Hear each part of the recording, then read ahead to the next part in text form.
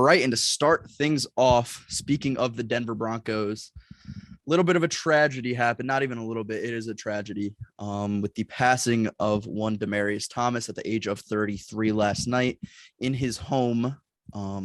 Police say that they believe it was a seizure that caused his death.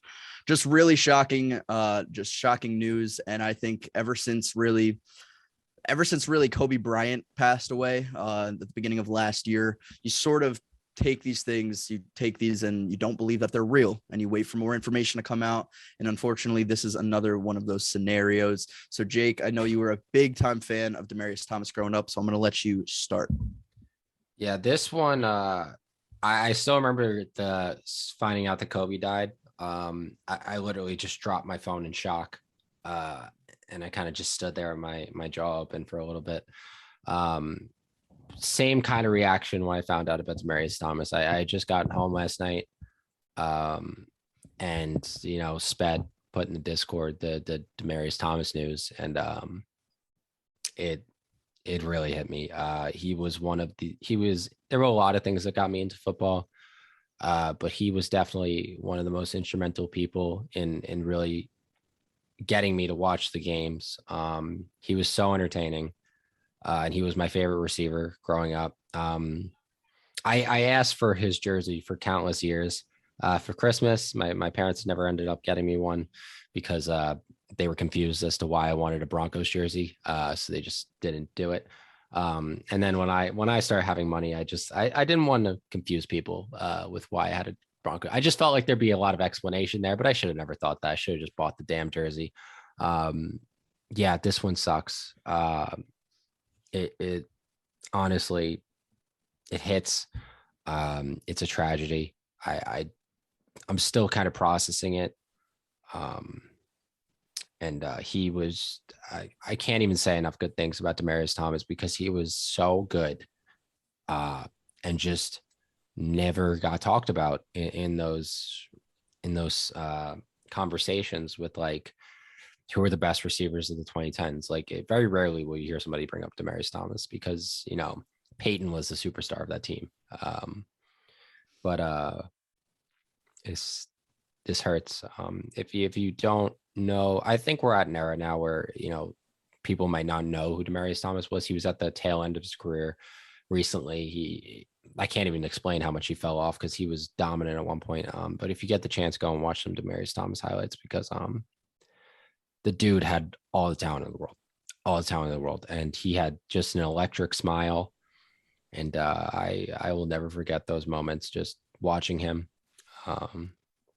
And just being blessed to have the opportunity to watch him. So rest in peace. It is really tough.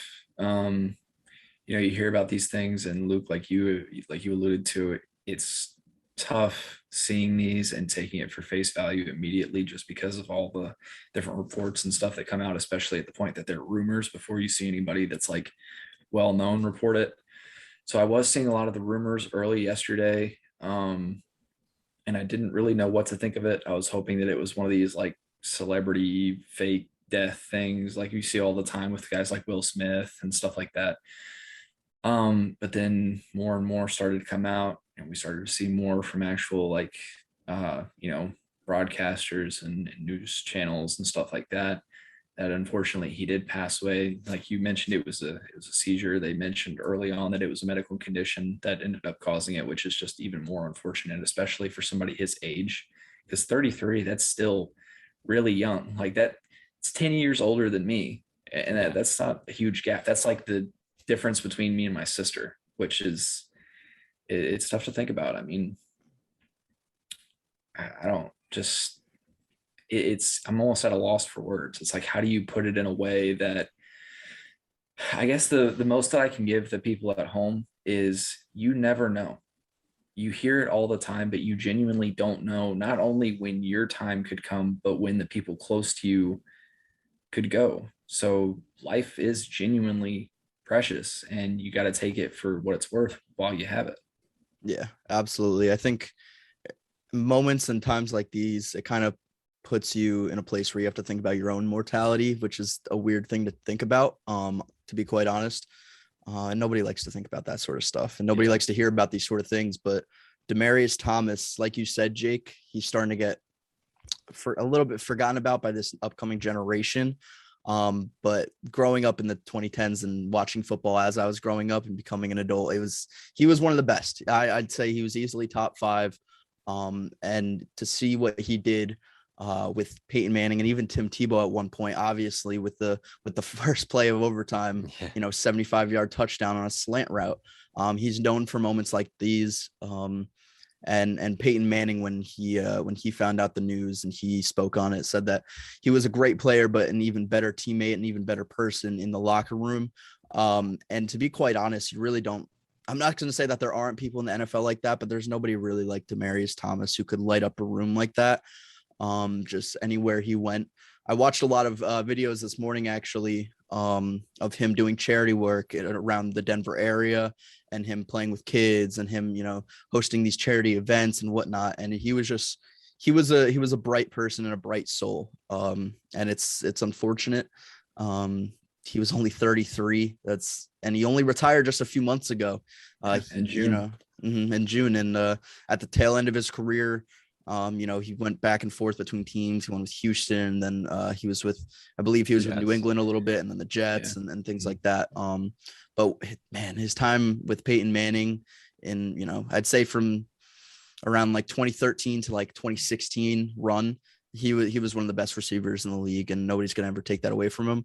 I know people, when they think about him, are going to think about that overtime play with Tim Tebow, but my favorite play, I can't remember exactly what year it was. I want to say it was 2014, but on the second play of the game, it was the Broncos versus the Chargers. He caught just a regular curl route and then juked out about, I want to say 5 different Chargers for a 75-yard touchdown just on the second play with like 30 seconds into the game.